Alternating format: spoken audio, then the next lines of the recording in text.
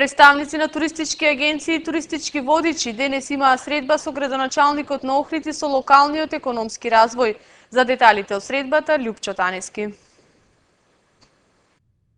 Представници на туристичките агенции и туристичките водичи од Охрид на денешниот работен состанок со градоначалникот на Охрид Александар Петрески и експертите од локалниот економски развој расправаа за проблемите со кои се соочуваат туристичките агенции и водичите во секојдневното работење, а произлегуваат од несреденоста на прописите во оваа регулатива.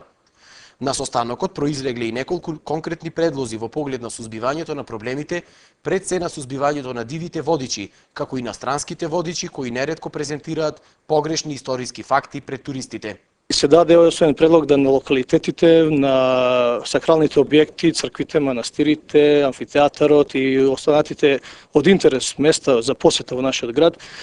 бидат покрини со дежурство на водичката служба од Охрид, која што брои во моментов 26 водичи. На тој начин би биле осигурани професионални информации за сите гости во градот, од една страна, а водичите би биле платени со некаква провизија од самите влезници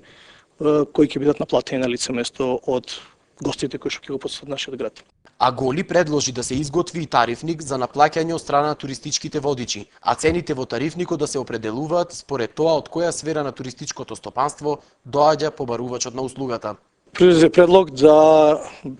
иако од законот хотелите со 4-5 звездички имаат право да понудат услуги во смисла на водичи, во смисла на бродови и останати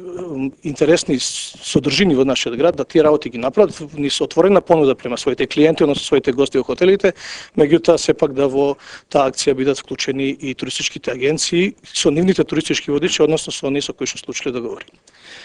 Тоа подразбира и формирање на специјален тарифник туристичките водичи. Значи,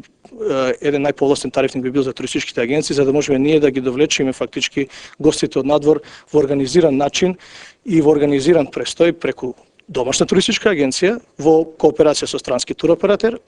Од друга страна, да биде повисока цена, рецимо ако хотелот сам си прави аранжмани со туристички водичи и на крај туристичките водичи, ако слободно си најде своји групи, да таа тарифа биде највисока. Наравно, сега треба да контролираат самите туристички водичи на самото место на настанот, на однос на давањето на услугите и секако инспекторатот во